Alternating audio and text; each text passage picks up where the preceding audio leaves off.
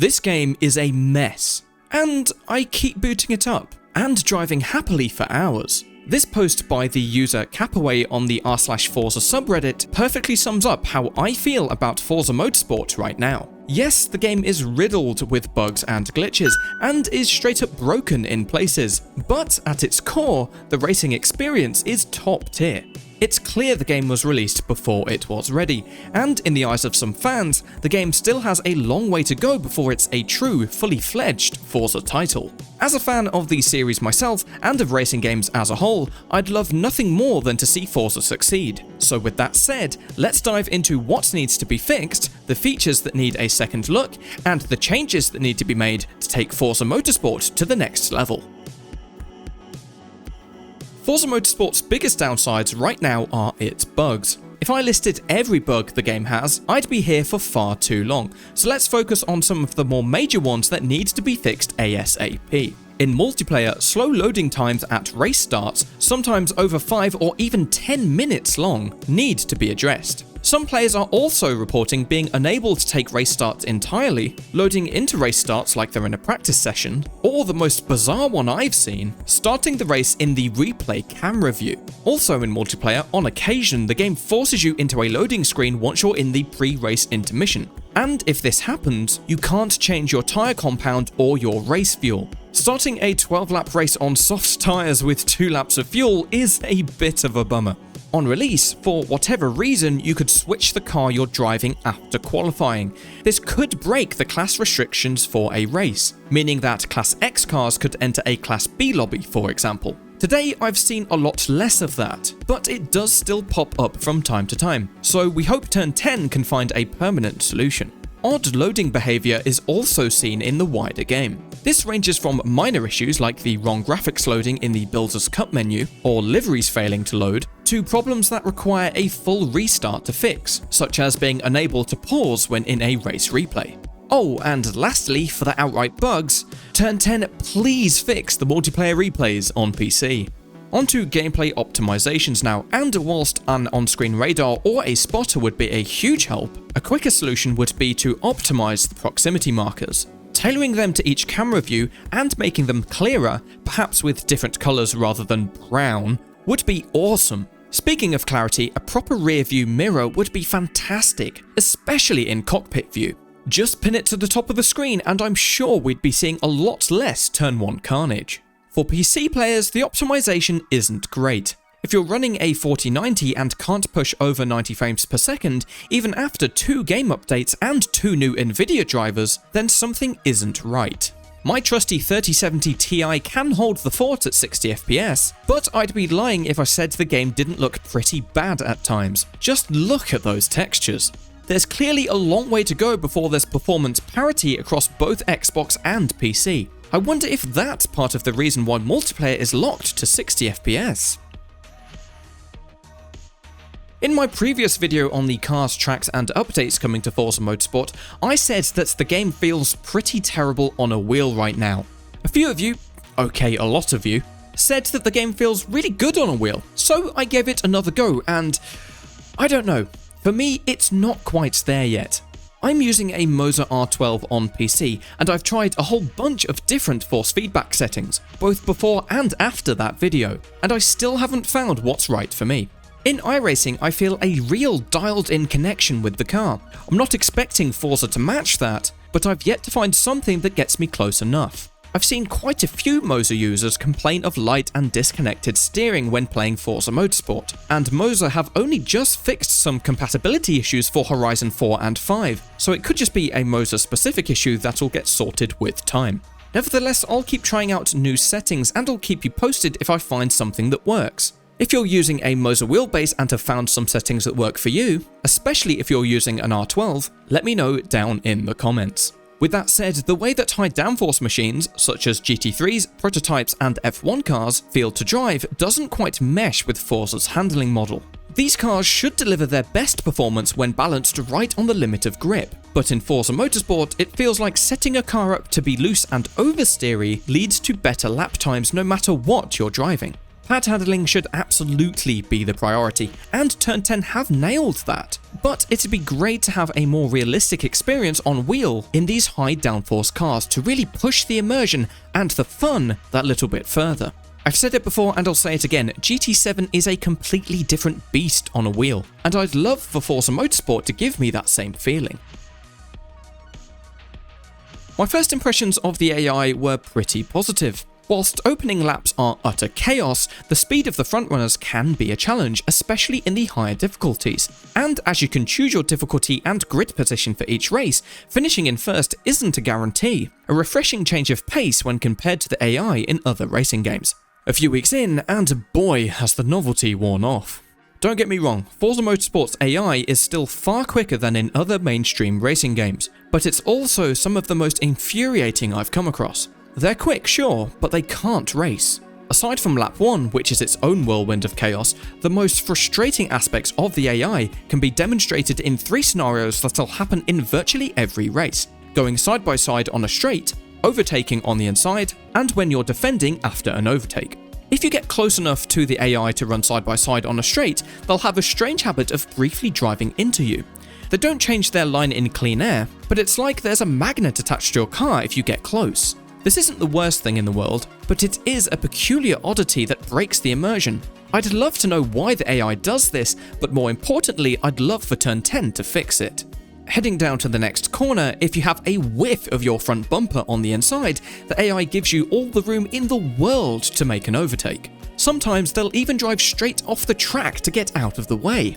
The AI should be much more combative here, keeping up their speed and sticking to the racing line as much as possible. They should give you racing room, but not a 3-car wide gap, and they certainly shouldn't be driving off the circuit.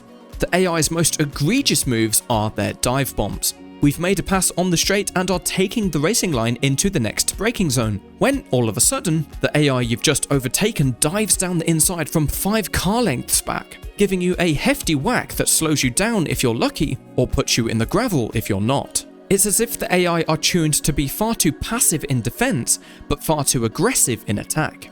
The AI also struggles to race itself. If it's close to another car, it'll often brake in the middle of a flat-out corner, and if it's approaching the back of another car on a straight, it'll brake and stay behind them rather than driving around for an overtake. On lap 1, there's all kinds of action, running 2 or 3 wide through areas such as Sector 1 at Suzuka, but beyond that, they rarely engage in battle, making races feel like a procession and seem to slow down once you've caught up with them, making overtakes that much easier. Will the AI give you more unpredictable races than the norm? Yes. Are these races more fun? Not really. Forza Motorsport has replaced boring single-player races with frustrating ones, where restarts and rewinds become a necessity rather than an aid. Speaking of rewinds, after you resume from one, the AI seems to briefly forget where it is or what it's doing, often driving straight off the track, especially if they're entering a fast bend like the final corner at Maple Valley. Just take a look at this. Are the drawbacks of the AI due to how it's tuned, or the track maps it follows? There's certainly particular corners where they're painfully slow.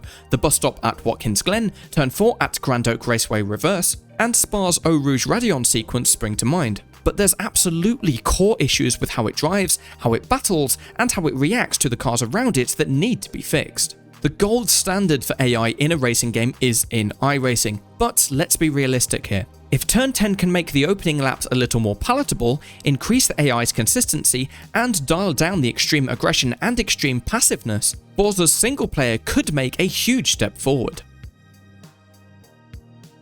Turn 10 have stated that they will be adding more tours and single player content to the Builders' Cup, but beyond these plans, here's what I'd like to see.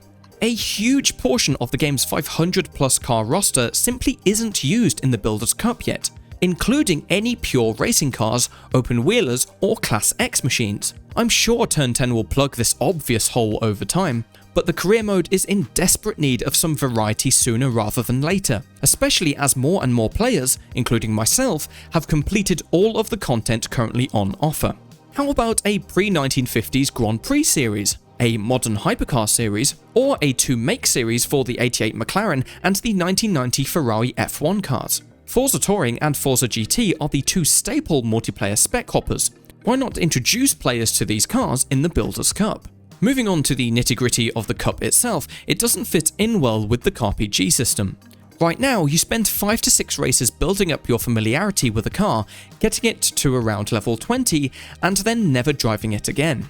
The only place they can be used, outside of maybe the open tour at the end of the Builders' Cup, and that's a push, is the class-based open hoppers in multiplayer, but that's only relevant for a select few cars. We're spending plenty of time with these cars in the Builders' Cup. Why not make that more meaningful? For example, with a vintage hot hatch multiplayer hopper, or a JDM Legend spec race. Update 1.0 did fix the worst of the grind, the speed at which you gain car points notwithstanding, but as most cars now gain their final upgrades at around level 25, outside of engine and drivetrain swaps, the only benefit of leveling beyond that is to work towards the manufacturer discount for maxing 5 cars from the same brand. That's fine for some of the more popular multiplayer machines, but is a bit of a letdown for your Builders' Cup cars. As I've said before, I don't think they'll scrap the CarPG system entirely, or make another change as big as we saw with Update 1.0, but it'd be great to make hitting level 50 really mean something, more than just a token discount on some of your future showroom purchases.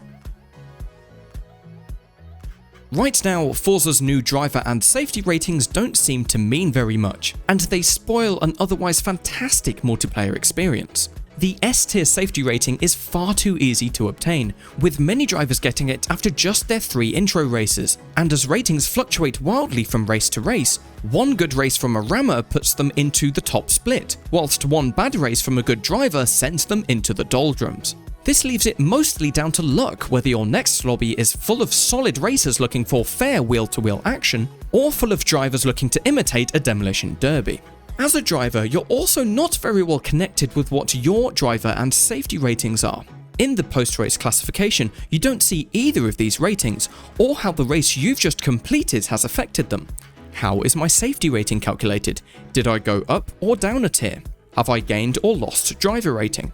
The only way to find out is by heading back to the multiplayer menu and scrolling to your ratings tab, whereas it should really be front and center of your multiplayer experience. GT7, ACC, iRacing, all 3 do driver ratings and safety ratings slightly differently, but all 3 have a system that works. With a bit of tuning to make higher driver and safety ratings more difficult to achieve and harder to keep, Forza Motorsport can certainly have a system on the level of its racing game peers.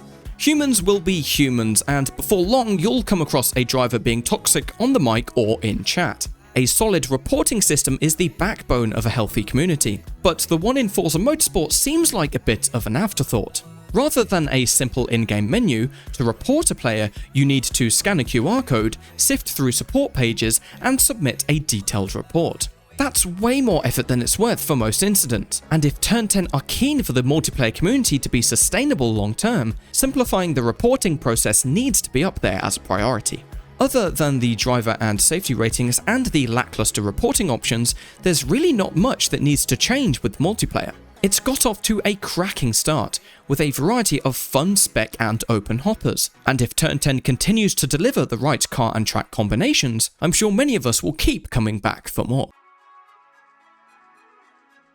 Turn 10 certainly has the talent and the resources to fix all of Forza's issues, and it appears like they're listening to community feedback.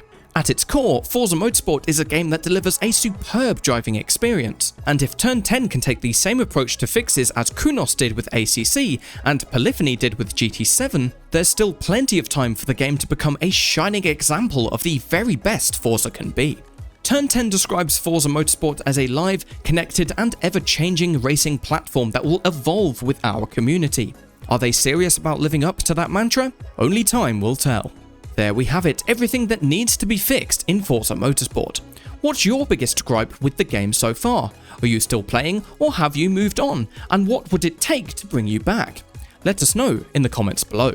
If you'd like to hear our thoughts on Forza Motorsport so far, check out our review by clicking the link in the info card or in the description. And for the lowdown on the cars, tracks and game modes that are likely to come to Forza Motorsport in future, check out our recent video where we go over what's been confirmed and all of the rumours. If you've enjoyed this video, give it a like, and for all the latest in racing games and beyond, be sure to subscribe and ring the bell to catch our latest videos as soon as they go live. I'm John from TopSplit, and I'll see you out on track.